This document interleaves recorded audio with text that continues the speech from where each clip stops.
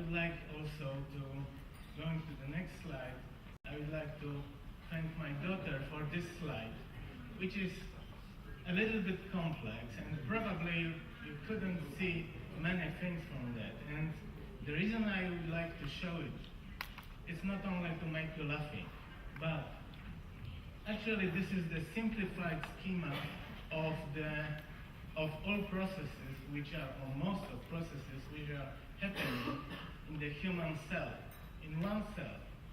And there are two aspects. In most of those processes, there are end products which cannot be removed by kidneys in the chronic kidney disease. And most of those substances are the reason for the inflammation. And the result of the inflammation, or one of the results, is the decrease of the absorption of iron and then iron deficiency. This is one thing. And the second thing is that we are not so much thinking about it. It is that iron is needed not only for hemoglobin, but it is needed for many of those processes in this slide. So the anemia is only the tip of the ice hill or the iceberg that we see in our patients. But usually we are not thinking that even non-anemic patient who is iron deficient suffers from many different symptoms. So, going further, this is probably you cannot see those letters as well, but this is the list of uremic toxins.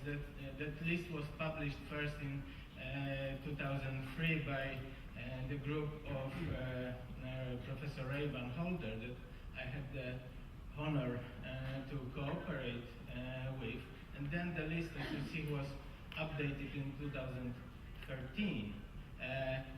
In the first paper, the number of toxins was 100, around 100. In the second, was much more.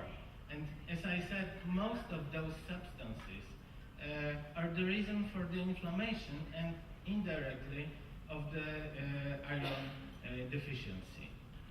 As you know perfectly, most of our kidney disease patients suffer from anemia, but as Professor Gurevich showed before, much more patients are iron deficient. And if we measure only hemoglobin, we don't see those patients. Okay, why there is anemia in chronic kidney disease? This is obvious. There are many different reasons, but quite many of them are associated with erythropoietin or with vitamins, but a number of them is associated with iron, either impaired iron absorption due to intoxication or inflammation, or iron loss, or functional iron deficiency, which is due to our action. It means due to the treatment with ESA or erythropoietin. This is the schema of the iron absorption and inflammation. So we know that the main inflammatory player in iron metabolism is hepcidin, and it has three functions, let's say. First of all, it decreases the iron absorption in the intestine. Secondly, it decreases the release of iron from hepatic cells and also from macrophages. However, hepcidin is not only the bad player or bad guy, it is also a good guy, because there is no substance in the human body which is completely bad or completely good. And the good function of hepcidin is to block iron absorption in case of iron overload. So, but we have to take into consideration that there are many different factors influencing the production of hepcidin and therefore influencing the iron deficiency. So as you see, the levels of hepcidin may be different in different groups of patients, and the higher the stage of kidney disease is, the higher hepcidin level is. So no wonder, of course. So, but we have to take into account that even at the very early stage of chronic kidney disease, there is the decrease of iron absorption because of inflammation. This is a nice study published by my friend Professor Małyszko from Białystok, Poland. She showed that the level of hepcidin is different in hemodialysis patients and in versus peritoneal dialysis patients, and this is probably one of explanations that what Professor Gurevich showed before, why those peritoneal dialysis patients need different doses of erythropoietin. But as you see, it depends also on the level of kidney disease. So the hepcidin levels are much higher in anuric patients comparing to those with preserved residual renal function. So the main topic of my presentation is iron treatment. So probably the longest preparation, the longest on the market is iron sucrose, which is more than 50 years on the market. But this was shown also to reduce the doses of erythropoietin. Why is it so? Probably because if we give only erythropoietin and there is no substrate for erythropoiesis, it doesn't make sense. Therefore, Professor Gurevich said that they start first with iron, and then, if it is needed, erythropoietin or ESA are added to that. So, but this is not just the table of studies. This is the clinical story. The physician prescribed erythropoietin.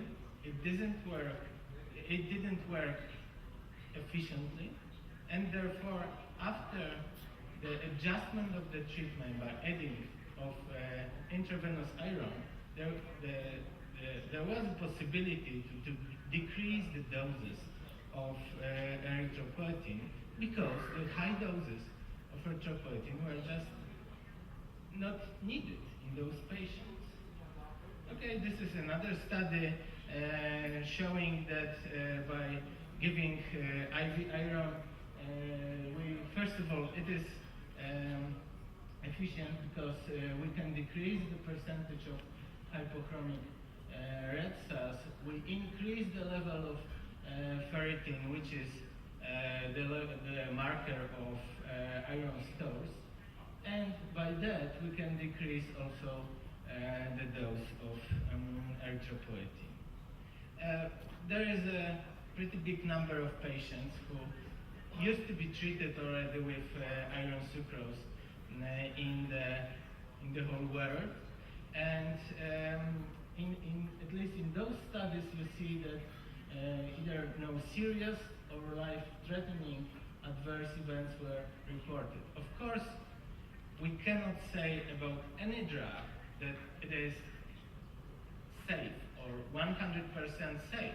Even aspirin is not a safe drug. So, of course, we cannot say that. But I would like to say that different iron preparations are very different if we compare them, because mostly the percentage or frequency of adverse events depends not on the dose of iron or type of iron, but it depends on the type of sugar, which is a component of those preparations. here is the safety profile of iron sucrose comparing to other drugs. But again, this is not a just list of studies. There is a clinical story behind that. So what happened in all of those studies? The physician prescribed iron dextran, and then those physicians have observed the number of side effects, and they were forced to switch to iron sucrose. It means that in case there are side effects for iron preparation, it doesn't mean that this is iron allergy or allergy against iron in general, because I really doubt whether there is anything like allergy against iron. There is allergy against sugar. So in some cases, switching to another iron preparation helps. And this is also the comparison of different studies regarding the frequency of side effects, and as you can see, comparing to either high molecular or low molecular iron dextran, the frequency of side effects was much lower in iron sucrose. This is another study published by Professor Rothenburg 3 years ago, and again, this is not just a publication, scientific publication. This is the description of the clinical story. I had the opportunity to talk to Professor Rothenburg, and what happened? One day, the manager of the hospital came to Professor Rothenburg and asked him the question, do you need iron sucrose for hemodialysis patients? Yes, I do. We have another preparation, a little bit different than you used before, but due to the economical restrictions, we have to buy it. What to do? Let's buy it. Okay, so they have observed those patients. What happened? So, on the left side, you'll see how the patient looked from the hemoglobin level point of view, iron dose, this is blue, and erythropoietin dose. And as you see, more or less, those three parameters were stable on the original iron sucrose. Then, after the switch, and as you see, there was a switch to a similar dose of iron, the level of hemoglobin dropped dramatically within even 1 week. Then they were forced to increase the dose of erythropoietin, and it was not sufficient as well. So finally, they were forced to increase the dose of iron. What happened? Finally, they wanted to save 20 or 12% of money. They spent more money than before by 25%. So this is the difference between different preparations, even if the international name is the same. There is also a new preparation. There are several new preparations, of course, and one of them is ferric carboxymaltose, which was already mentioned before. This is a bigger molecule, which is also water soluble, but the molecular weight is 150 kilodaltons, which is quite big. What is the effect? Then the correction of iron deficiency is effective, and there is a possibility to give even up to 1 gram of IV iron with the rapid administration. So even within 5 minutes bolus or even 15 minutes infusion. So the patient doesn't need to lie down for several hours. and the potential, immunogenic potential is a bit better than the previous preparations. Why we are talking about such big doses? Because those patients need big doses of iron. And unfortunately, in many of those patients, it is not possible to replenish iron with oral preparations. Why? Because we absorb usually 10% of what it is in the tablet. It means if we take one tablet of 100 milligram of iron, we absorb 10 milligram per day. Our patients with a certain level of inflammation absorb 10% of that. It means 1 milligram per day. If there is a constant loss of iron, how can we replenish 3 grams of iron if we add 1 milligram a day? Of course, this is not a white-black or 0-1 effect. The level of inflammation is different, so we have to individualize the therapy. Actually, those big doses of iron are not dedicated to hemodialysis patients because they are coming every second day, so we can give them small doses of another iron preparations. But there were also some studies on ferric carboxymaltose in hemodialysis patients, and as you can see, that was Adrian Kovic's study, published 4 years ago in NDT, and it has shown that it was both efficient and safe.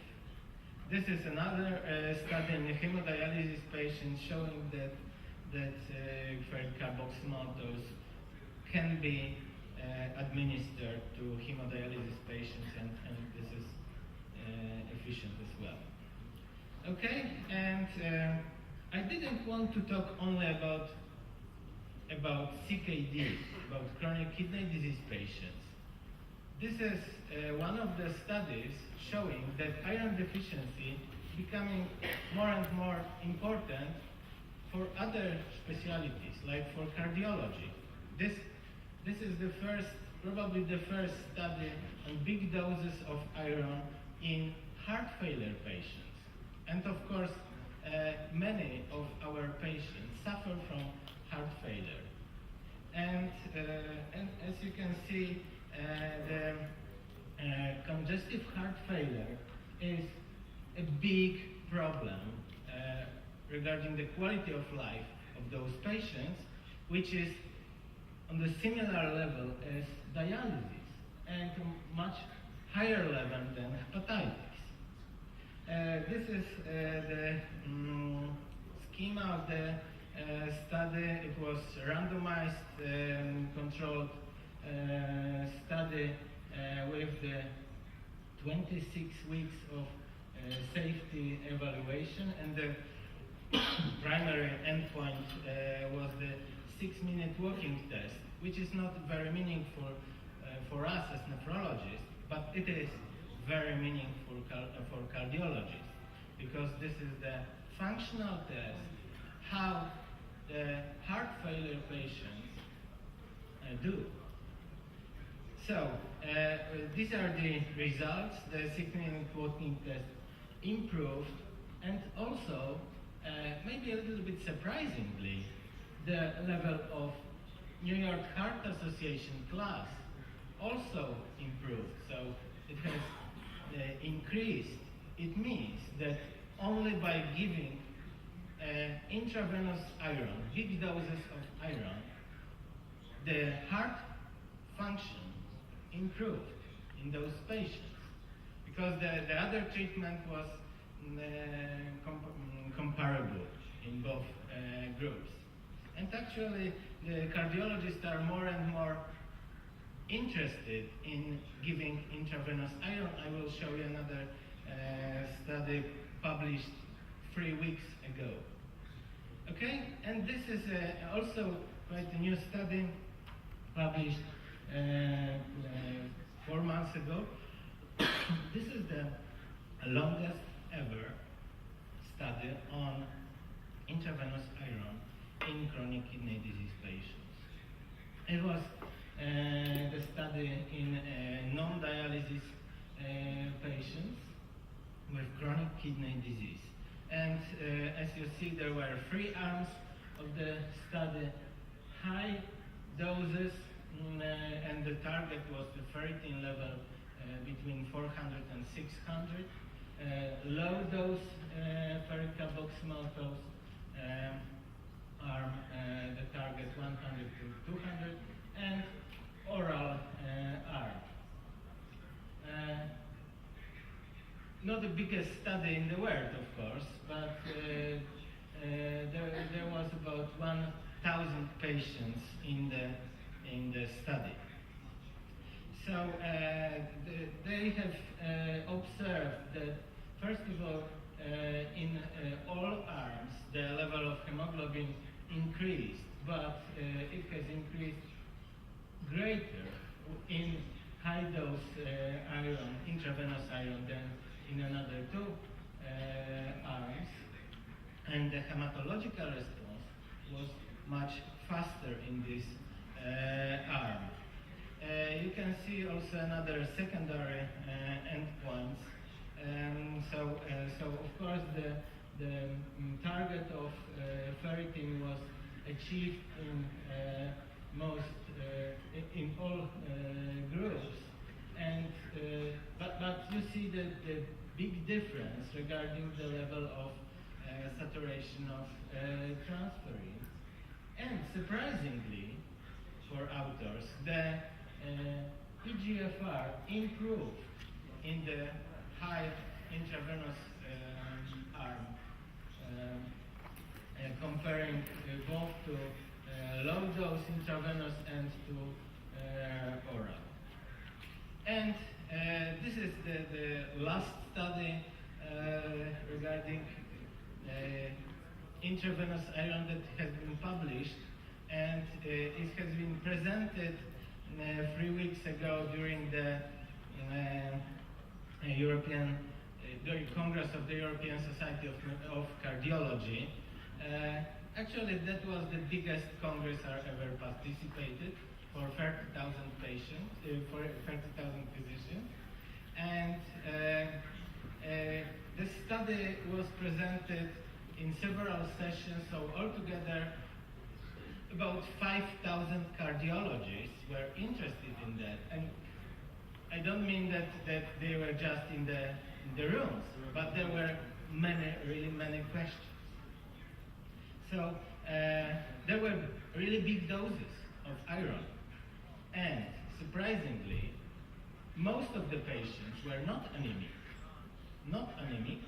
and even the non-anemic patients, the doses were something like up to 2 grams of iron. So, and also the primary endpoint was the 6-minute walking test, and this is the result of the primary endpoint.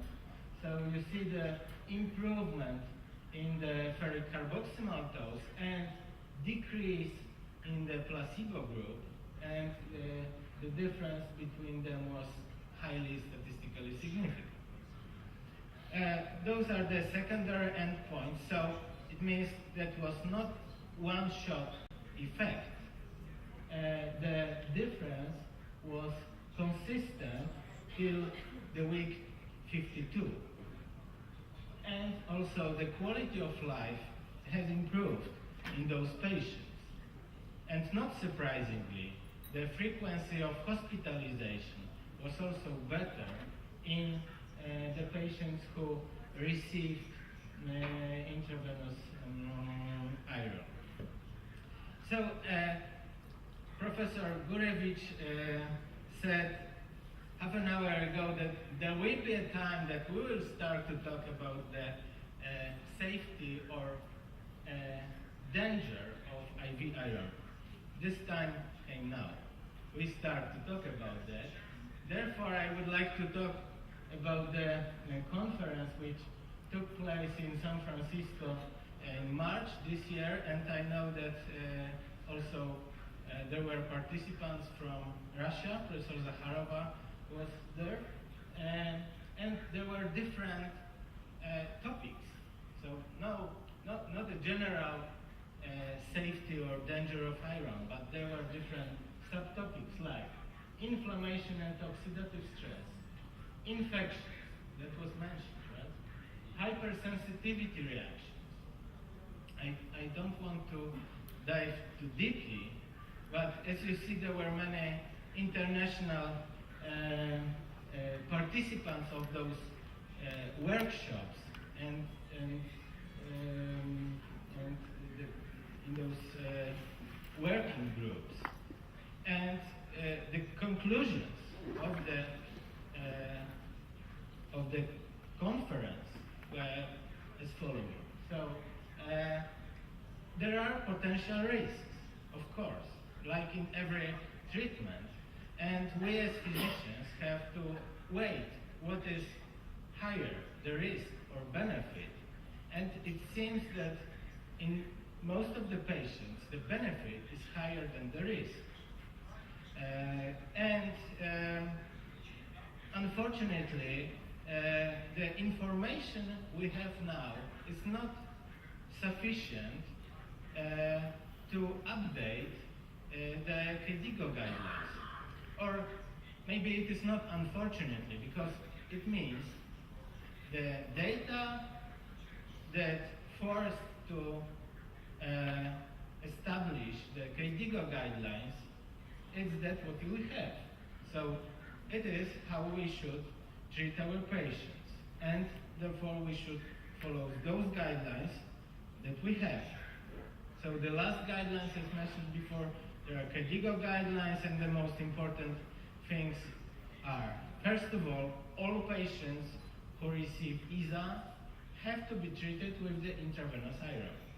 The patients who suffer from chronic kidney disease. Secondly, when we should start this treatment. First of all, if the ferritin level is lower than 500 and TSAT is lower than 30%. And similarly to that, in other specialties like oncology or cardiology, they think about treatment with intravenous iron not when the level of ferritin is below normal, so below 15 or 20. No, because there is also the certain level of inflammation in other patients, of course in oncology, and surprisingly also in heart failure patients. So therefore this 500 is the threshold. And we have also to think and to remember that ferritin is not only the marker of iron stores, but it is the inflammatory marker. Okay, so this will be probably one of my last slides. The question is whether we can use intravenous iron. There is no question. We have to. Because if we give orally 100 milligrams of iron, of which 1 milligram is absorbed a day, it is not efficient. And from the practical point of view, do you think that if you prescribe oral iron to your patients, they will follow that? What is the compliance level in the patients who are treated with oral iron? So the second question, is it possible to be used, oral iron? Of course, yes, but we have to be sure it works. Third question, are all iron preparations the same? Of course not. Both oral irons and intravenous iron are different. There are different sugars or different salts, and the frequency of side effects depends on all components, not only on iron. And last but not least, I think we have to start to think about iron deficiency, not only about iron deficiency anemia. Because once those patients become anemic, the level of iron deficiency is really high. Didi Madloba, большое спасибо.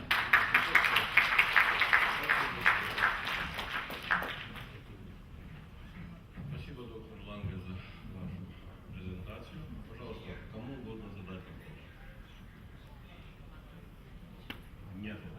Еще раз вам спасибо. Я хочу сказать, что утренняя сессия сегодняшнего дня, она завершилась.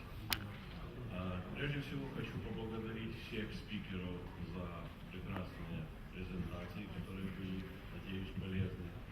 Вас всех хочу поблагодарить за то терпение, которое вы проявили. И кроме этого еще хочу сказать, что сейчас перерыв, и, пожалуйста, у кого есть терпение, силы и желание, вернитесь в этот зал к часу дня. Спасибо.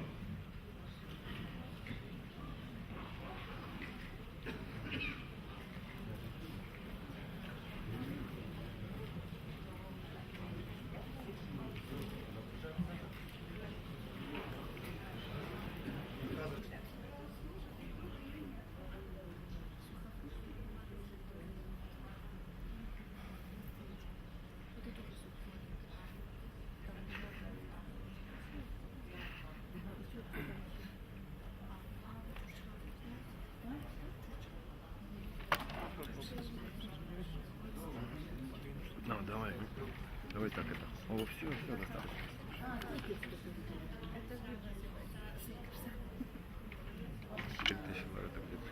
Очень посчитайте.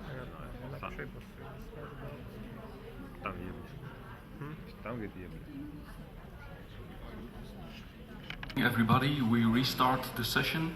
The first lecturer of today doesn't need a real introduction, mostly because he has already spoken this morning, Norbert Lamer from our unit, and he will give a lecture on the kidney and pregnancy. Please. Good morning. Okay, so good morning again. The second lecture of this morning, although for me it's the hour of the siesta, is on the kidney and pregnancy, a topic which I like very much because, first of all, I like women. That's a good reason. Huh? And secondly, it teaches us a lot about the physiology, which is a little bit not abnormal, it's very normal, but is other different from the normal physiology. I just want to remind you of some of the principles. If you look at a pregnant woman, this is a woman in vasodilatation. She is vasodilated. All her vascular beds are open. And despite the fact that also the cardiac output goes up, her blood pressure should fall. And this is the normally trajectory which was recently published in hypertension of what you find in systolic blood pressure and in diastolic blood pressure during pregnancy. So pre-pregnancy, for example, the systolic blood pressure is 113 millimeters mercury. This is on a total number of patients of more than close to 10,000. And then during the first 6 months or 4 to 5 months of pregnancy, the blood pressure should fall, both the systolic and the diastolic blood pressure. Meaning, which is a very important clinical consequence, if you know the blood pressure of the young woman before pregnancy and she has a blood pressure of 120/80, and she now comes back to you after 3 months being pregnant, and she still has 120/80, this woman is hypertensive because her blood pressure should be lower than she had before pregnancy. This blood pressure then stays lower, and then by the end of pregnancy, it may even rise to above the initial value. So it's very important, since cardiac output goes up and blood pressure falls, it means that there is gross systemic vasodilatation in all the vascular beds of that woman. This has important consequences. First of all, since also a pregnant woman is often looked at as, ooh, so dangerous, she is retaining salt, that's what she should do. If she has to make a baby, a placenta, and amnion fluid, she has to have retaining salt. On the same time, she has a little bit of a resetting of her osmostat, as they say, meaning it's like I showed the slide of the ones with a Seat and who were thirsty. So the osmotic threshold for releasing antidiuretic hormone is shifted to the left. So she has also, which is normal in a vasodilatation, vasopressin, as I said, is a vasopressing agent, so it is stimulated. So she is retaining and salt and water. So if she gains 10 kilos, this is not fat. They say that 3 kilos baby and half a kilo placenta and 6.5 kilo fluid, which contains 140 millimoles of sodium per liter. So she has to retain salt. And due to that, she is diluting. So the blood urea normally falls during normal pregnancy. The plasma sodium normally falls during pregnancy. The creatinine falls. Meaning if you find all values during a pregnancy which are the same as before pregnancy, something is wrong. They should dilute their values. The plasma osmolality falls. And very importantly, the uric acid should fall. Why do I pay attention to the uric acid? Because one of the first signs, biological signs, of early warning of preeclampsia is that the plasma uric acid does not fall anymore, or even increases. It's a very early sign. One, second importance of the fall in the plasma uric acid, too many doctors still, even in Belgium, are giving, because the woman complains about swelling of the feet, which is normal, has nothing to do with heart failure. It's again, the venous dilatation. It's a pure local problem. But the GPs and the women complains about, doctor, look at my feet. I don't, first of all, I don't like it. I can no longer fit in my shoes. So what they do, they prescribe a diuretic. If you prescribe a diuretic, which is not done, you should not do that. There's no single study that ever has shown that preventive diuretic prescription for preeclampsia is working. On the other hand, what it does with a diuretic, you increase your plasma uric acid. So you lose the diagnostic capacitance of the following of the plasma uric acid for detecting early preeclampsia. You know, a couple of important clinical points. When is a woman hypertensive? As I said, the blood pressure should fall normally. So when there is a classification, so when a woman is hypertensive now, it is accepted that above 140/90 is hypertension. So you should not panic when, of course, the blood pressure is if she had 120 and now she goes to 130, it is hypertension, sure, but you shouldn't panic. The dangerous value which is now accepted is around 140 and 90. There is this very strange disease, if it is a disease at all, is what is called gestational hypertension, which is quite common. This is that during every pregnancy, the blood pressure goes up in that woman. Pregnancy is finished, blood pressure returns to normal. No organic disease, no proteinuria, no eye ground abnormalities. It is simply related to pregnancy. Much more dangerous, of course, is this one. This is what we call preeclampsia. And preeclampsia is defined by de novo hypertension, meaning the woman before pregnancy was normotensive and develops hypertension during the pregnancy. And this classically is followed, if it is a full-blown preeclampsia, by proteinuria. And this can be very dramatic, this proteinuria. The most common cause of a full-blown nephrotic syndrome during pregnancy is preeclampsia. So it can go to 5 to 10 grams per 24 hours. But, and that has changed over the last couple of years, proteinuria is not longer included in the definition of preeclampsia. When I was a student 200 years ago, it was included in the definition, not more anymore. And there may be association of renal insufficiency with a plasma creatinine that is slightly increasing, while in fact during normal pregnancy plasma creatinine should fall. That may be in a very dramatic case. Also the transaminases may go up, meaning that there is a swelling of the liver, which is part of the HELP syndrome, and then later on when there is eclampsia, there may be convulsions, you know that.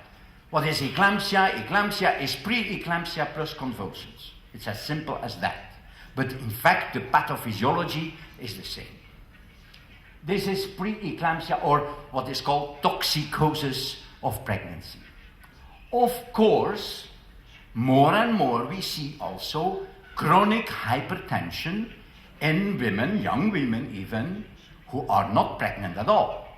And they either suffer of essential hypertension or they have a secondary hypertension, let's say renovascular stenosis, for example. These patients are already hypertensive before pregnancy. And the normal reaction, if they will not develop preeclampsia, is that also their high blood pressure will fall a little bit during pregnancy, but they remain hypertensive. But what is much more frequent, that is that on top of their essential hypertension, they add toxicosis of pregnancy. So they add what we call a secondary preeclampsia. So that's the situation for blood pressure. What are the causes of hypertension in pregnancy? Well, there is this essential hypertension group, which remain hypertensive also after pregnancy. There is the gestational hypertension, that's the one that who develops hypertension during each pregnancy without having proteinuria, without having any problems. And you see, it's almost half of pregnant women hypertension are simply gestational hypertensions. Not dangerous at all. Why this happens, nobody knows. And then, of course, the majority of the dangerous hypertensions are the preeclampsias and the superimposed preeclampsias on a pre-existing essential hypertension mostly. I just summarized this. This is the NICE regulation. NICE is these are the guideline bodies of the United Kingdom that is written for primary care physicians. They do that very seriously. It's absolutely without any support of industry, only experts together with practitioners, with nurses, with patients. It has said that NICE, besides the Beatles, is the most important export product of the United Kingdom. So you should look at that. It is freely available on the website. What they say is, if the woman is mildly hypertension, you should not admit her to hospital. You should not treat her. So don't over-treat women. You should measure the blood pressure, let's say, once a week. That's what you tell the GP. You should test for proteinuria at each visit by simple albustix. And you should only do routine antenatal care. Do not start to measure all kind of hormones and electrolytes. That doesn't make sense. If there's moderate hypertension, 150 over 100 to 159, 109, you do not admit to the hospital. You treat them, and the most important and safe antihypertensive is labetalol, which is a mix of an alpha and a beta blocker. This is really safe. But also the old alpha-methyl dopa, Aldomet, very safe. The old hydralazine, very safe, right? Be careful, never prescribe an ACE inhibitor to a pregnant woman, because the ACE inhibitor goes through the placenta, the baby will have malformation, one, and if he survives until term, he will be born in anuria, because the ACE inhibition interferes with the autoregulation of the renal blood flow of the fetus. So this is not done. And then at each visit you use again for proteinuria, but in this case you measure twice a week. You say to the GP, measure the blood pressure twice a week. And then you should, in any case, test for a kidney function and electrolytes and full blood count, etc. And then, of course, when the blood pressure goes up to 116, 110, this is an indication for hospitalization. This may be the beginning of a serious preeclampsia. This woman should not longer be under the care of a GP. It needs specialized follow-up. I think, so it gives you another idea. In the past, you should not be too alarmed about blood pressure. It's depending on the absolute numbers of the systolic blood pressure. Just a word, and I know the next talk will go about this, but I thought this was an interesting slide because it gives the main causes of pregnancy-related acute renal failure, which is now called acute kidney injury, depending on the predominant timing of occurrence during pregnancy. Most important one, in the first 3 months of pregnancy, I hope not in Georgia, I hope not in Russia, but certainly the case in Africa is septic abortion. I have seen my last case when I was a student, septic abortion, because it's not longer done anymore, fortunately. But in other countries, it's very common. In Africa, it's one of the most common causes of acute kidney injury in pregnancy, it's septic abortion. But then, during all pregnancy, you have this, what is called thrombotic microangiopathies, which are hemolytic uremic syndrome, Werolf disease, and this will be discussed later on.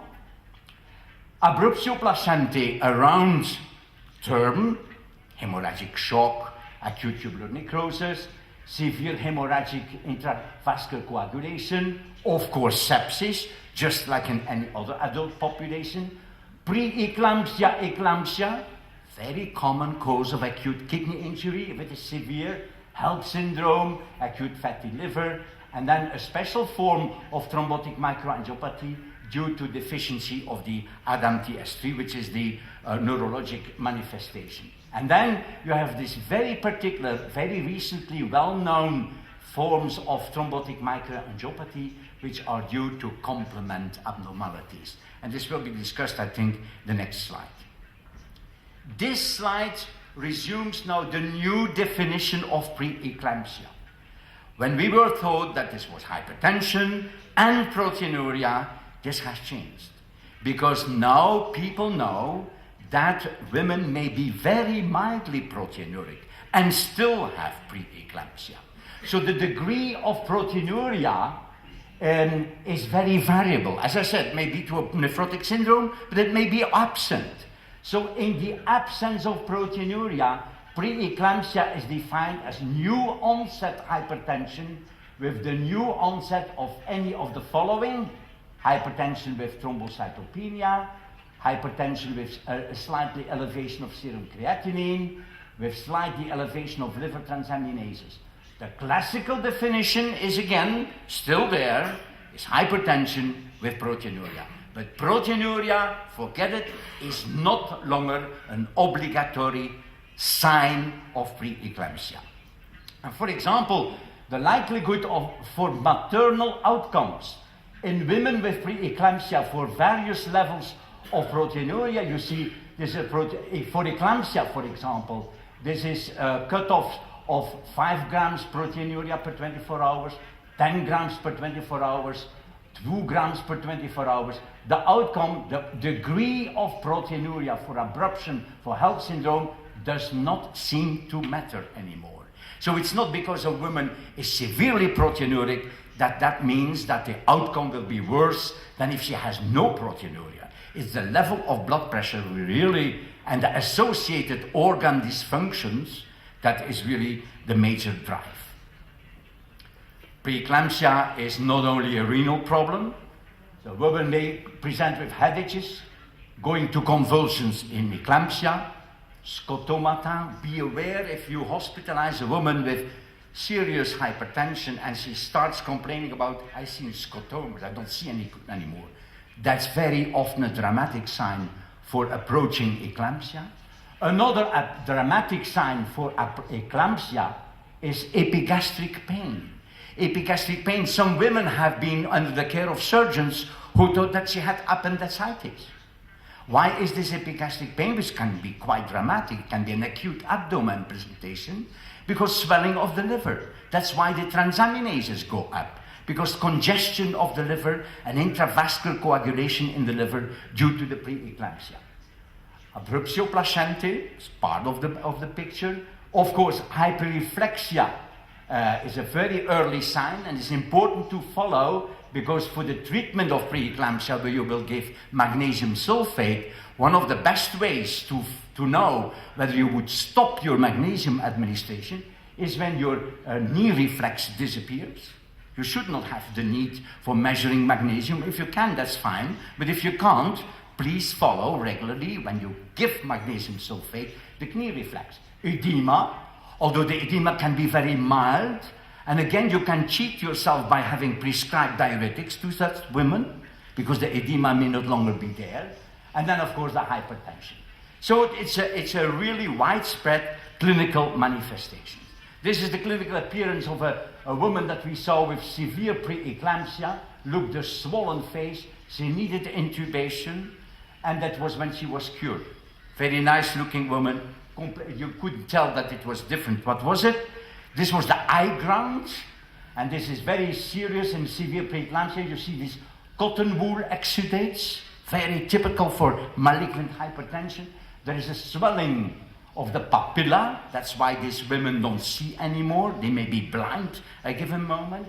And there are hemorrhages. You cannot see them, but here and there, there are hemorrhages. So this is always a very alarming sign. This was the eye ground of a 36-year-old nurse that enters with a blood pressure of 240 over 160 during the second pregnancy. It is a fairy tale, which is still in the textbooks, that preeclampsia is only occurring in the first pregnancy. This is not true. It may occur in the second pregnancy, in the third pregnancy. It may occur at any time, right? This was occurring in the second pregnancy, and she had even developed preeclampsia in her first pregnancy. So it may be repetitive when this was with another husband. I don't know if the husband played a role. It has been said that if a woman remarries or has relations or gives birth with a second husband, that something in the sperm of this new husband may elicit preeclampsia. So we thought that we were innocent, Gerard, as men, in the genesis of preeclampsia. It doesn't seem to be true. So we should be very careful. Very characteristic is cerebral edema in eclampsia. This is an MRI that was taken in the brain of a patient with eclampsia that developed 2 days after delivery. 2 days after delivery. You know, the first 48 to 72 hours after delivery are still a critical period. Even if the placenta is gone, because it's a placenta disease, preeclampsia, it's not a baby disease, still then a preeclampsia and eclampsia can occur. This was the, you see here, the enormous edema in the posterior lobes of the brain, and that was done during after that they had given, for the MRI, some gadolinium, and you see after the gadolinium contrast was gone, you see these white spots. There is a tremendous leakage across the blood vessels. That explains the preeclampsia. We now know how it occurs. We don't know the real secret, but we know something about it. From your lessons in embryology, you should remember that is the placenta, the villi, and then the maternal blood is contacting this placenta villi, and in the villus there is what is called the cytotrophoblast. It's an epithelial cell. What happens during the formation of the placenta is that these villi make contact with the decidua, with the wall of the uterus of the mother, and that these cells invade the wall of the uterus, and that these cells, instead of becoming or remaining epithelial cells, no, they invade the wall of these vessels, which are called the spiral arteries. So that's very miraculous. These cells know that they have to line around the wall of these endothelial cells, and they become endothelial cells. So it's a transmission of epithelial to endothelial cells. By doing that, this vessel can dilate, and that's what it should do. There need to be a lot of blood going to the placenta for oxygen, for the nutrition, for the baby. And that's the reason why these spiral arteries become dilated, that there's enough blood flow going to the placenta. What now is going wrong in preeclampsia? This invasion of these trophoblast cells into the walls of the spiral artery does not occur, or not to the same extent. In other words, the spiral arteries remain at the same size as they were before pregnancy. They do not dilate. There is therefore not enough blood going to the placenta. In other words, there is ischemia of the placenta. And that, dear colleagues, is the pathophysiology.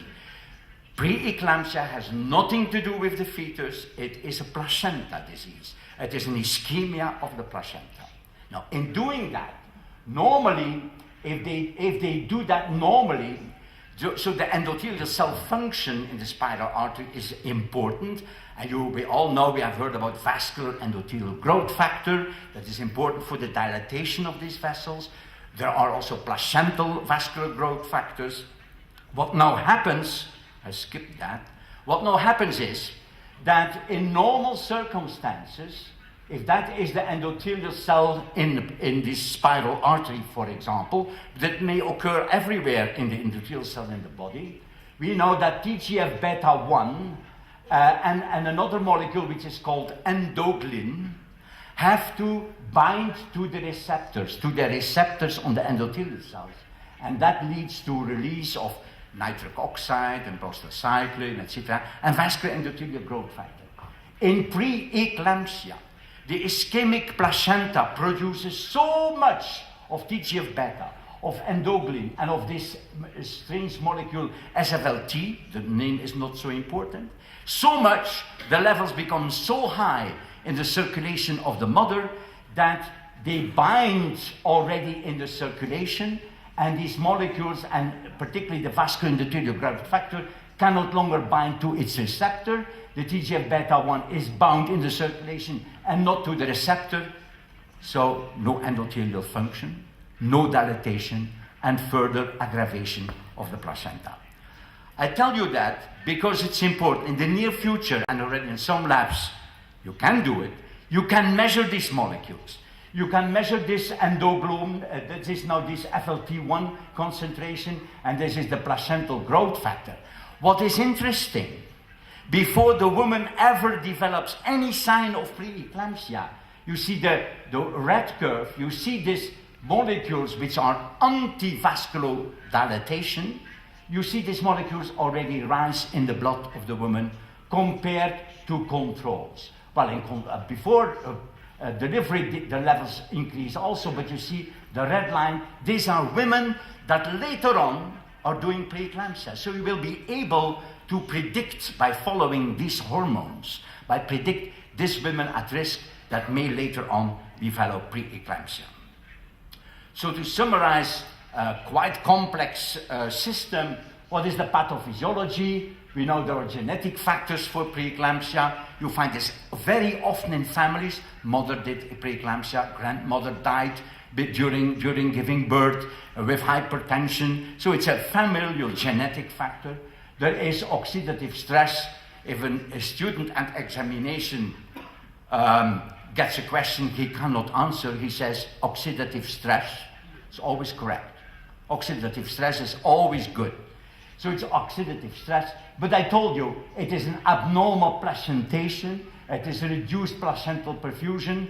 These molecules that are preventing that vascular endothelial growth factor binds to the receptors or increasing. Vascular endothelial growth factor also decreases, of course. Systemic vascular dysfunction, capillary leak. Remember the picture in the brain. So everywhere there's capillary leak. And of course, hypertension, proteinuria, coagulation abnormalities, the full-blown picture of eclampsia. What we now know also, and that was interesting yesterday because somebody spoke about podocytes. You spoke about podocytes. That also in preeclampsia, in the kidney, the podocytes which are lining the Bowman's capsule and also on the capillaries of the glomeruli, that the podocytes are released. You can find podocytes in preeclampsia in the urine sediment of preeclamptic women. And of course they characterize these podocytes because they have on their on the cell membrane some characteristic molecules that are characteristic for podocytes like nephrin, podocalixin, synaptodin, podocin, etc. I show you what you can find in a preeclampsia. These are podocytes marked with different markers of podocytes that you find in the urinary sediment. Quite typical for preeclampsia. There are other forms in renal disease, we have heard about that yesterday, but indeed in preeclampsia you find them quite early in the urinary sediment. What is the importance of it? The importance is the following, and that was yesterday my question on the podocytes. When these podocytes, these are the capillary loops in the glomerulus, when these podocytes here on the visceral membrane, basal membrane, are lost, so there are literally holes on this basement membrane, the parietal cells of the Bowman's capsule, for one reason or another, see this and start indeed to proliferate and go to try to fill up the gaps on this visceral basement membrane. Now, if they can completely restore the number again of glomerular podocytes, then the kidney will not longer suffer after the preeclampsia is gone. But if the number of podocytes for one reason or another is not sufficiently replenished, then there will be insufficient number of podocytes on the glomerulus and fibrosis will occur. And one of the renal complications of preeclampsia is focal segmental glomerulosclerosis, because the podocytes are not completely replaced by multiplying parietal cells. Renal abnormalities, decreased GFR, decreased prostacyclin, decreased renin. As I told you, increased urate reabsorption. That's why following the plasma uric acid is so important. Increased sodium reabsorption, remember the edema that these women have, decreased renal blood flow, and proteinuria, and what is called endotheliosis. This is a normal glomerulus. Look what happens if you do a biopsy in preeclampsia. The endothelial cells are swollen. That's why it is called endotheliosis. And people thought in the past that it was only an endothelial cell dysfunction. We now know that the podocytes are also affected in preeclampsia. You see here an electron microscopy, very nice basement membrane, very nice food processes of the podocyte, a swollen endothelial cell here, and you see some fusion of the podocytes as reflection of the proteinuria that may occur in these ladies. What are the risk factors? As I told you, traditionally it is said preeclampsia is a complication of the first pregnancy. This is no longer true. It's always a risk, but multiple gestations, preeclampsia in a previous pregnancy. That's why a woman that survived preeclampsia, her next question to you will be, can I become pregnant again? You can say, yes, you can. It sounds like Obama. Yes, we can. Yes, you can, but the risk is higher. There is a higher risk. So you should follow this woman strictly from the beginning with this pregnancy. Then the older age, chronic renal disease, and all these other pre-existing diseases. What is the HELP syndrome? HELP is an acronym, stands for hemolysis, elevated enzymes, low platelets.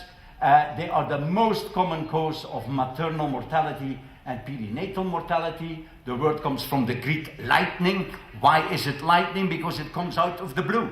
You never can predict when a woman is all of a sudden going to go into convulsions, eclampsia. It's a complication of 2 to 5% of pregnancies, preeclampsia, and help in more than 1,000 pregnancies. The problem is that you sometimes have to differentiate between a HELP syndrome, a thrombotic thrombocytopenic purpura, hemolytic syndrome, and you see, they are very similar. It's not always easy to distinguish, particularly in a lupus patient, because lupus may have the same problems when they are pregnant than a non-lupus patient. And many of the characteristics of hemolysis, thrombocytopenia, renal failure are the same. So it requires some clinical skill. Can we do something about it? Well, we can. Antiplatelet agents have shown in many studies to be associated with some minimal reduction in risk. Supplements of calcium have shown to be effective. Bed rest is probably the most efficient one. It's the best way to prevent, particularly in a woman at risk, put her to bed, allow her to eat on the table, to go to the toilet, and for the rest she should.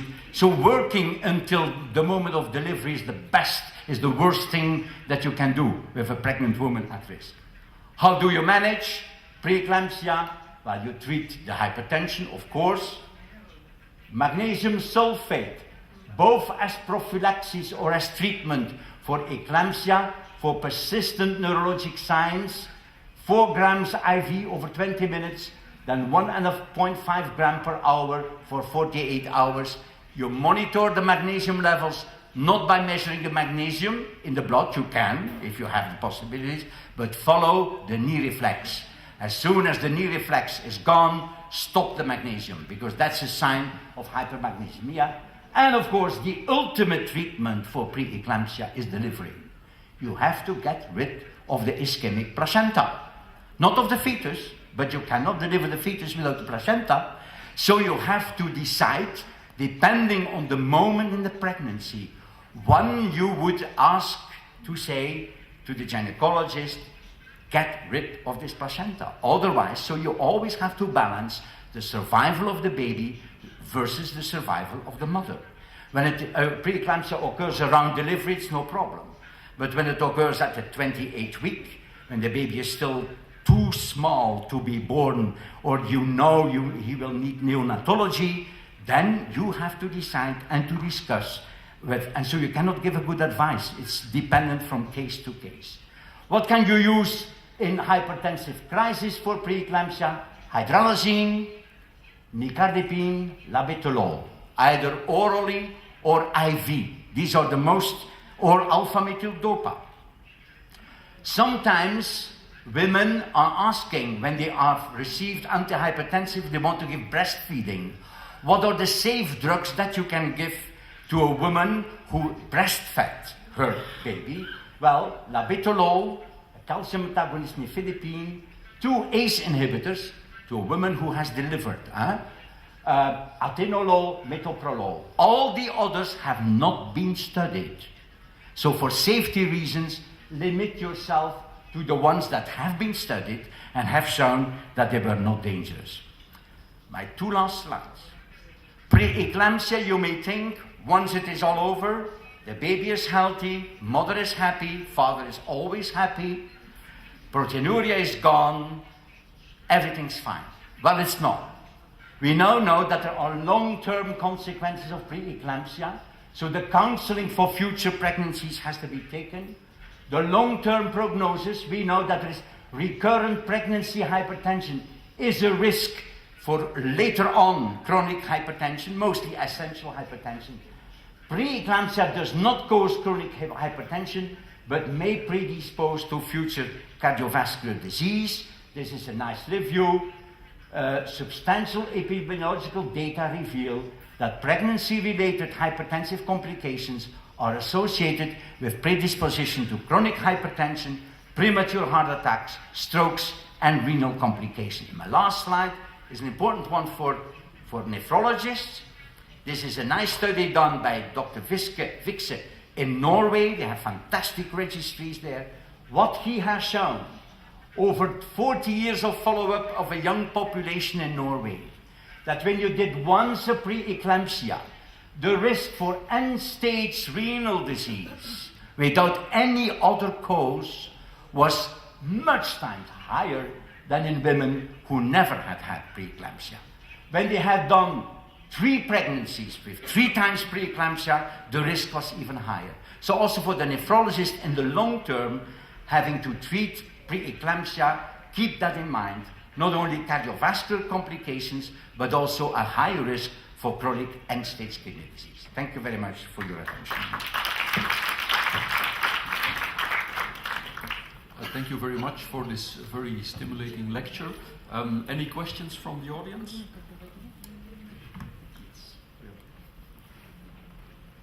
I should need a microphone.